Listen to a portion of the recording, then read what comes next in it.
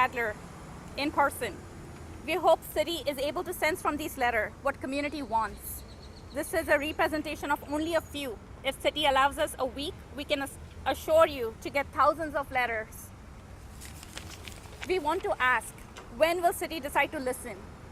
Instead, they continue with their ideological plan to house the homeless, not backed by transparency or community engagement. Here is a quick update on our lawsuit. The hearing on temporary injunction was held on April 29th. The court has not ruled on it, and that issue is pending till May 7th. There's another hearing. The primary argument of our injunction is that city's proposed residential use of joint access easement is a violation of a deed restriction.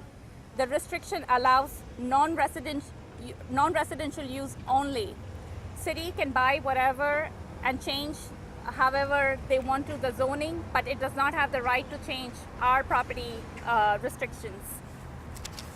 And lastly, we have also been advised by Williamson County elected leaders that they will file a lawsuit against the city the moment the purchase of Candlewood goes through. So city will be entangled with another lawsuit. This all could be avoided completely only if city would communicate and be transparent. We are hoping that these letters will send a message to our city mayor and council members that community communication intake is important, and this community stands together. Stop Candlewood. Please listen. We really ask the city members to not vote on Candlewood and do not buy this hotel. Stop Candlewood. Thank you. I'm Rupal Chaudhari, R-U-P as in Paul, A-L. Last name is C-H-A-U, D as in David, H-A-R-I. And I'm a CFO at a Hampton Inn and Suites and Homewood Suites, Austin Cedar Park location. And people in this picture are Freda Cheng. She's a restaurant owner, Freda's Seafood and Grill. These are the owners of Hampton Inn and Suites and Homewood Suites. And these are the community folks that matter, and they're supporting Stop Candlewood. And my husband who owns the hotel, yes. But what's important is look at the amount of letters in 24 hours. This is why we are here. City needs to listen. Can you tell us a little bit about the collection of those letters and who all is included? Yes, so we sent out a media advisory saying if you oppose this Candlewood property, please send us a letter. And we got overwhelmingly response from the community. And I would say 80% of the letters are from the community that is right next to the hotel. They signed, and these are all personally signed letters. They are not just emailed, but they're personally signed by people. What's some of the biggest concerns that you're hearing from the neighborhood?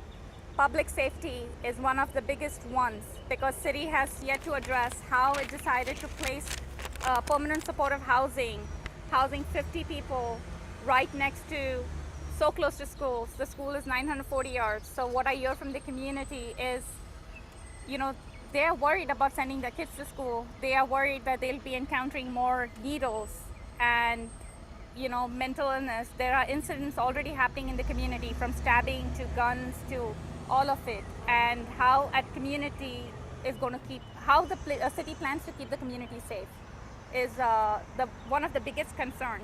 The second concern is we don't know what city's plan is. If you look at the numbers, they just don't make sense from monetary perspective to they have failed to share the plans. They have never communicated with the community at all. And we think this is exactly how, look around you. This is what we fear that Candlewood is going to bring to our neighborhood, is what we are facing right now. Those are the most fears that we have. Plus, they don't have any services. And lastly, he says of course, there are no services available in the area. So what are we going to how are these people supposed to get anywhere? So I don't think it's doing justice to anybody, not the homeless, not the business owners, not the residents, not the kids. So it's not serving any purpose.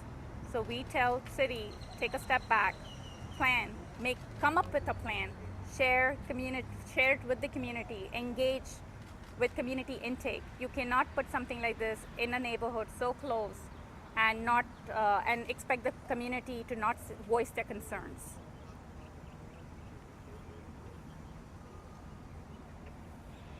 And if either of you have been there, you will quickly realize that Candlewood doesn't fit the permanent supportive housing guidelines, by not from city's perspective, not from business owners' perspective, not from residents. It just does not make sense. Lifting camping ban did not make sense.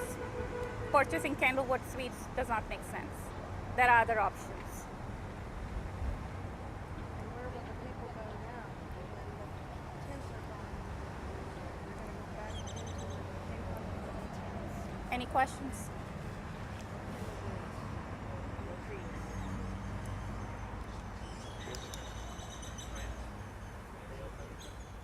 What do you think of council's proposal from Kathy Tobo to have some designated camping locations? I think it's a great idea, or it's a great start to looking into something. I think that is one of the presentations that we have made for the city council members, was included 2 to 3 different plans. One was Alan Grant plan. The man already knows what he's doing. He's successful. His plan is working. People are proud of his plan. Why not collaborate with him? He's already in the expansion phase. Why not ask him to join forces? Second one was Daniel Yannis' plan, which was the encampment. Basically, people who are not ready to go into housing yet, give them a designated space where you can provide social services, you can provide other like porta potties, showers, like something, so you can reach them easily and provide services there. The third one is Haven for Hope. That has looks amazing.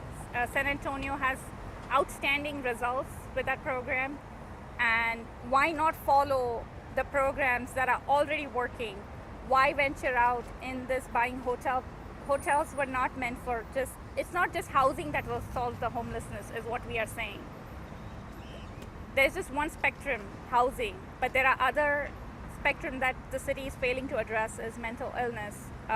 City is not addressing the substance abuse. So right now we are versus treatment plan versus housing plan. Which one goes first? City says housing first, but housing will not solve the problem. Thank you. Thank you for listening, and thank you for being here again. You guys are all welcome. Thank you. Personally drop these off upstairs.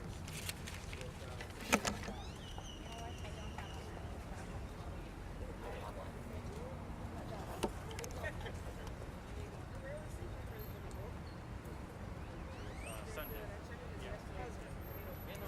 I know that. I know. I think we all show up and everybody. Can I come with you, Rupal? Oh, we need somebody.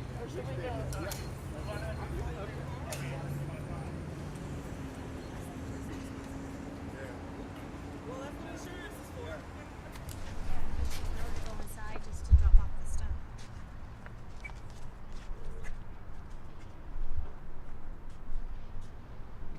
Hide the name. Hide the name.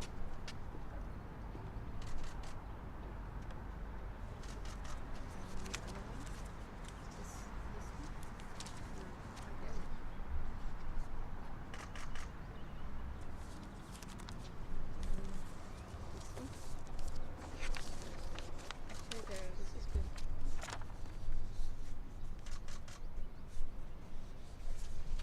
And then the one pager. Yes, I got it.